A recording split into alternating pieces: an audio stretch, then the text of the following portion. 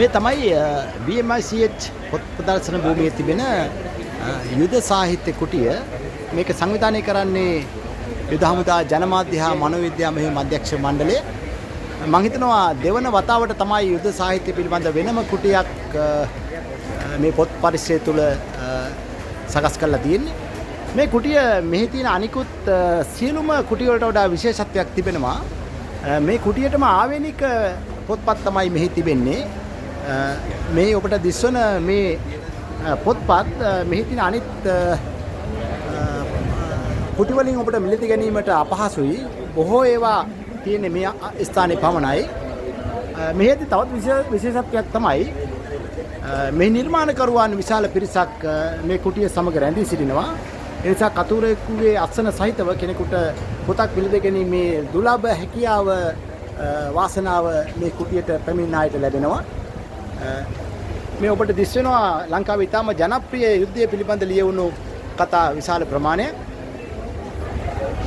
යුද්ධය පිළිබඳ සිය අත්දැකීම් එකතු කරලා ඒ වගේම පරීක්ෂණාත්මක ග්‍රන්ථ ඒ වගේම යුද බිමේ නවකතා, කෙටි කතා, බංකර කුරුටු ගී, කාව්‍ය කෘති මෙවැනි විශාල ප්‍රමාණයක් මේ කුටිය තුළින් ඔබට මිලදී ගන්න පුළුවන්.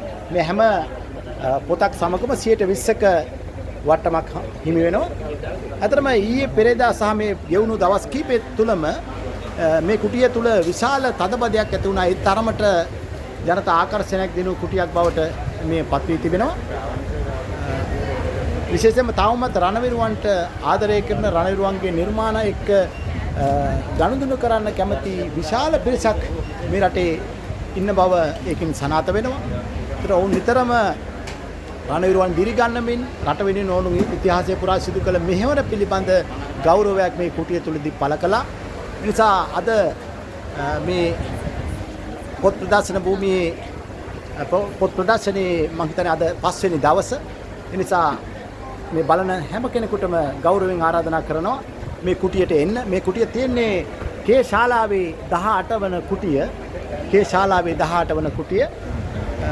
හැම කෙනෙකුටම එන්න කියලා ආරාධනා කරනවා. මොහොතක් ගොඩ වෙදලා යන්න. ඔබේ දරුවොත් එක්ක පැමිණෙන්න. මේ ඔබට රටක් ඉතුරු කරලා දුන්න රණවිරුවන්, ඔබට නිදහසේ හුස්ම ගන්න පරිසරය නිර්මාණය කරලා දුන්න රණවිරුවන්ගේ අකුරින් ලියවුණු කතාන්දර. මේ තියෙන හැම අකුරක් අස්සෙම මහ විශාල කතාවක් තිබෙනවා. ජීවිත කතාවක් තිබෙනවා. ඒවා ඔබ දැනගන්න අවශ්‍යයි.